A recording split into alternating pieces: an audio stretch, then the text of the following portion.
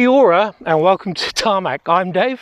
I'm Matthew, and although you may recognize, hopefully, our familiar faces, this is a rather unfamiliar face behind us. It's the all-new Kia Niro. That's right, it's the Aussie influenced Nero that is basically embodies Kia's move towards a more sustainable future. Come, let's take a look at this. So the all-new Nero has basically been redesigned from the ground up, and it's been designed to appeal to the more sustainable or environmentally conscious consumer out there. So there's a lot of recycled materials, particularly on the inside, but even the paint is basically a special sort of good for the environment paint. But the big thing is that it only comes with some form of electrical powertrain. So you've got a HEV, which is this one, you've got a PHEV or FEV, and also a BEV as well. So there's a lot of EV stuff going on, but we'll get to the power again in a minute. Looking around the design-wise, the Tiger nose has been basically modernized, so it's more sort of compact up front. So the bonnet's coming down to meet it. It's coming up from the front here. The headlights are LED, and the skid plate all under here is coming right up, so there's plenty of protection around the front. Now the paintwork, as I expressed earlier, it is two-tone, and it's basically been inspired by the Hazza Nero concept car. Our model comes in what's called a cityscape green. I don't know what that means, nor should you, hopefully. And there's plenty of black stuff coming along here, so a nice bit of contrast black coming around. Comes all the way down the sills here, past the 18-inch feet. But up to this, look at this big C-pillar. They're calling it a boomerang shape, which is again for the, I guess what we call the Aussie-inspired stuff. But actually, this is a functional C-pillar. So the airflow comes through here, comes out the back past these boomerang-shaped tail lights, again more Aussie inspired there, but what it does, it gives it a really low drag coefficient of actually 0.29, so it is function as well as, I don't know, quite a creative design. Took me a little bit longer to get back here because proportionally the whole Nero has grown. It's actually grown in 65 millimeters in length, 20 millimeters in width. It's 10 millimeters taller, and also the wheelbase is 20 millimeters bigger. So a lot of that transpires to what goes inside. So there is plenty more room inside, but we'll get to that in a moment. The rear here, nice big roofline spoiler. You've got the Kia badging, this being the HEV, no mistake there. And also another skid plate along the back here, so more protection. The other good thing is that when you do open the tailgate, which is a proximity one, so you stand here and then it magically opens, which is cool. The boot space is actually now a much bigger, so it's 451 litres, so plenty of room in here for all your gear. Let's check under the bonnet. Being as this is the hybrid, it's got the 1.6 litre Smart Stream petrol engine married to a 32 kilowatt electric motor. Combined, it gives you 104 kilowatts of power and 265 newton meters of torque. The actual fuel efficiency is amazing, 4.4 litres per 100 kilometre, and actually from emissions point of view 101 grams per kilometre, so it's actually very efficient and it's not too bad. It's quite peppy off the road, off the mark, so around about 8 seconds, 8.4 seconds 0 to 100. So again, not bad for this for this hybrid, and I guess the base electrical motor in the range now. Speaking of base electrical motors, Matthew's inside and he'll show you what's going on in there. It's a bit rich of Dave to go around calling me a base model when I'm not sure he has many additional extras. But anyway, let's leave that for now. Going back to the Nero, well, there's no way this car could be a base model apart from the fact that it's a hybrid, because this is the GT line. And what that means is a whole bunch of additional extras if you're on the interior. Firstly, you get a sunroof over here. You get those vegan leather seats, as well as they are sustainable, of course, and both passenger and driver are heated and ventilated. You get an 8-speaker Harman Kardon audio system, another nice touch for this GT line. And just in general, a lot of the materials feel really nice to the touch on the door, on the dash. You get plenty of piano black plastic as well across there and down the middle here. And then this headliner is actually made from something like 50% recycled plastics, and there's some wallpaper involved in there too. There you go. This is a real proof that Kia is really taking a big step forward towards that more sustainable goal that they have. And going back to the seats, they're not just vegan leather, but you'll notice that parts of it are actually, there's sort of eucalyptus fibers in it. So again, very Australian inspired materials and design elements, as Dave showed you before. Speaking of design elements, well, we've got a nice sweeping dashboard going across there, and you start with that infotainment screen here and then move all the way up to the digital instrument cluster, both of which are 10.25 inches. You also get a screen down here, and this one is really cool because you can flick between the air conditioning controls as well as the media controls just with the touch of a button. Below that, you also have space for your phone there, wireless charging of course. You've got your shortcut buttons over here for the different heating and cooling controls, as well as the different camera views. And then of course this rotary dial for the gear shifting. In terms of practicalities, you've got 2 cup holders here, more space for your trinkets, and then of course under armrest space there, as well as space in the door bins, which is quite generous too. So they really have thought of everything you might need, not only in terms of luxuries, but also in terms of the practicalities.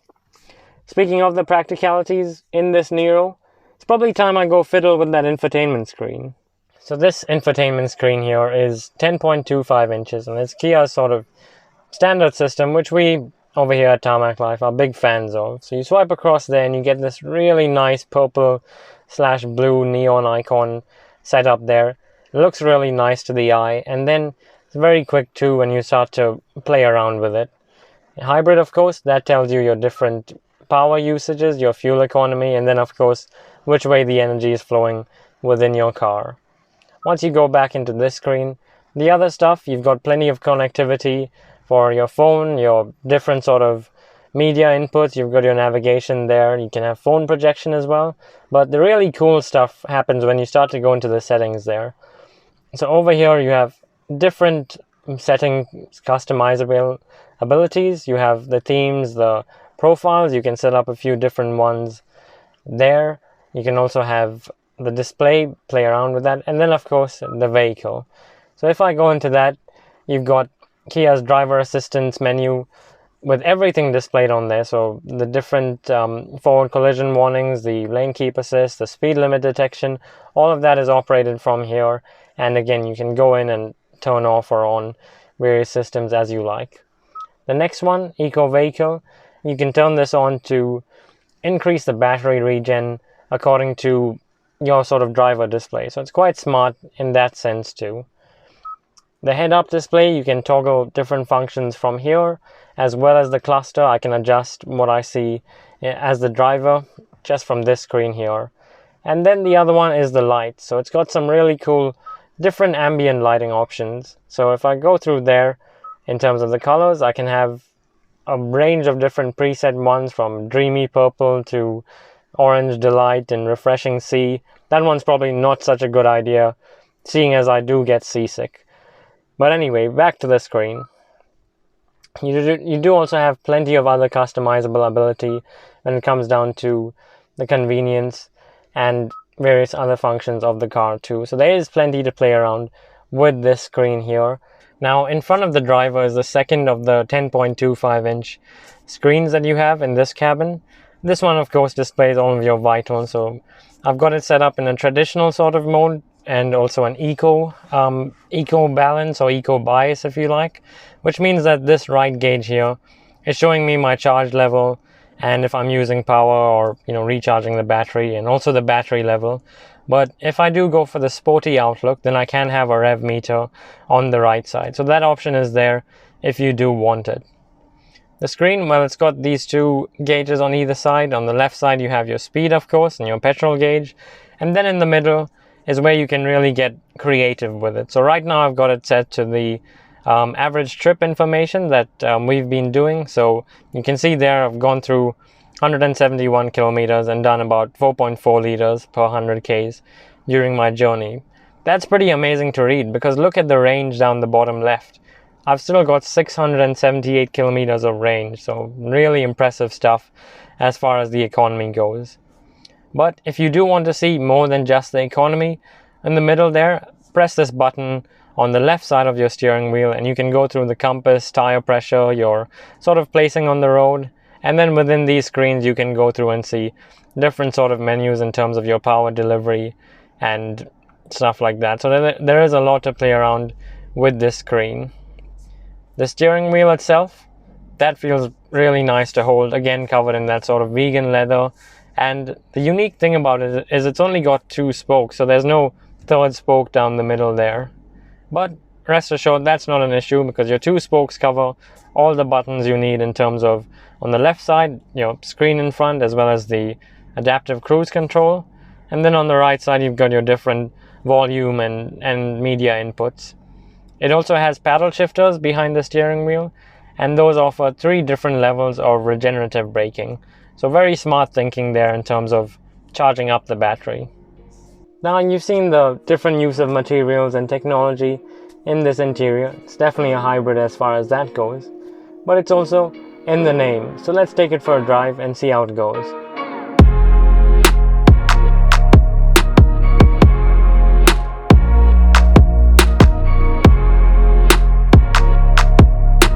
So the new Nero, I mean, I won't profess to say this is a sports car by any stretch of the imagination, or that it's a, you know, I don't know, an ultra luxurious drive, but it is bloody good. The refinements they've done to it, it's bigger on the outside, but it doesn't feel that much bigger. But the room when you get inside means that me and Matthew don't have to be sitting on top of each other, which is a good thing for really everybody involved. And the other thing is in the back too, it gives you more room so that you don't really become that well acquainted with your fellow passengers on a short drive, let alone a longer drive. Unless you really want to. The design, I should be saying good day and really talking about the Aussie influences, and you know, boomerang stuff is not something you'd see in everyday Korean cars really, but they're there, and they're making best use of it. And also the suspension or undercarriage has now been retuned to make sure that it does sit nicely on New Zealand and Australian roads. So again, another Aussie influence. So I guess the taking away from that is the fact that this part of the world has become now a massive market for Kia, and you know, it only makes sense for them to go and, you know, tailor things so that we like a car like this even more. Absolutely. The road noise is there. There is a bit of road noise, particularly on New Zealand open pore roads, but it's not terrible, and the stereo is good enough to drown that out as well. But the comfort, the ride, it does glide very nicely on the road, and the steering's good, nice weighted. Visibility all round is great. Even the rear windscreen is big, and it's got a wiper as well to make sure that, you know, any of the New Zealand summer rain is gone. Absolutely right. And not to forget the sunroof on the GT line, which gives you an extra bit of light in the cabin here. Speaking of the GT line and this hybrid specifically, I have to say that its ability to sort of switch firstly between petrol, hybrid, pure electric is really good. And secondly, now Kia claims this car can do 4.4 liters per 100 kilometers. But we have actually had it down to 4.3 liters, and I'm sure we could drive even more efficiently, maybe if the tables were turned. So, you know, who knows how much range you could get. Yeah, true. But then I haven't been really aggressive with this vehicle, and you don't feel like you want to be aggressive with it. It is a sort of family cruiser, and it will fit the whole family in, and you'd be comfortable too. Quite right. Even though on this hybrid model your boot space is slightly more compromised compared to the fully electric one where the batteries are all underflow, it's still, you know, there's not a noticeable loss there. It can still carry, you know, your stroller or whatever else parents and need to carry around for their children. Everything can fit in there. I thought you meant put the parents in the boot, but there's also, it's more than the previous vehicle as well, so, or the previous Nero model. So it is more substantial, and you're right about that. I don't notice that this is a hybrid at all. All I'd notice is that you go, okay, looking at it, it was about 850 kilometers of range, or, you know, whatever you want to call it, from a, was it 50 litre tank? It's 42 litres 42 actually. litre tank, yeah. So that's just massive. That's diesel territory. Without the smoke, of course.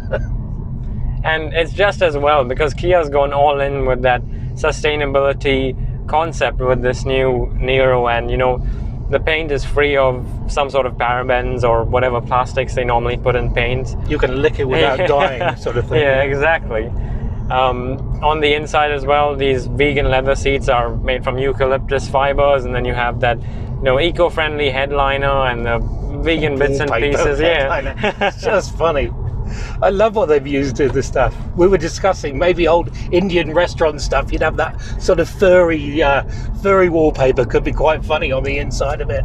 But great use of materials all the way through. I agree.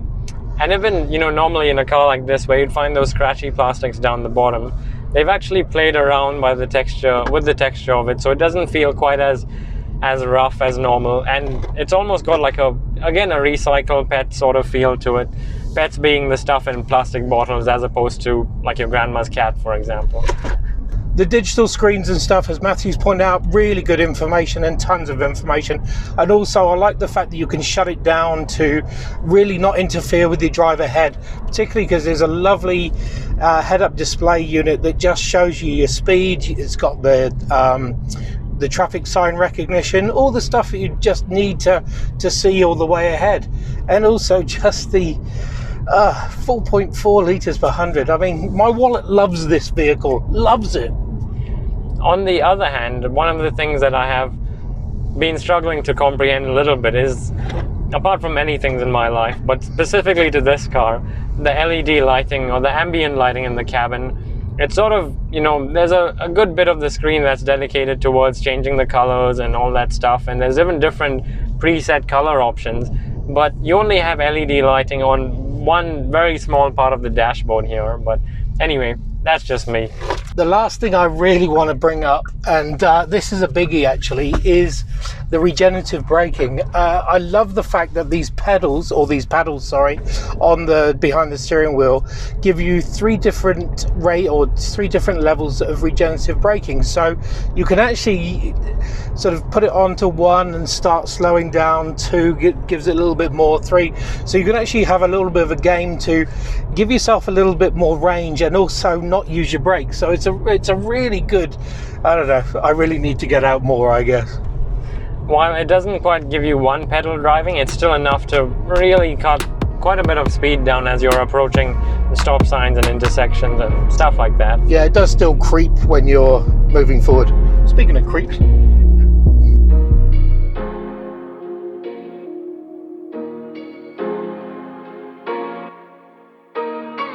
so there you have it, the new Kia Niro BEV, PHEV, hybrid HEV. I mean, all the electrical sort of nameplates all under one roof. It's bigger, bolder, and certainly smarter than ever before. Drives nicely, and actually it's a really nice all-round family vehicle, really. And not just that, I mean, you look at one of these on the road and it does catch your eye and makes you wonder, what is that? And wow, it's a new Kia Niro. Absolutely. The only thing it does make me want to put another shrimp on the Barbie, mate. So let's go and do that. See you next time.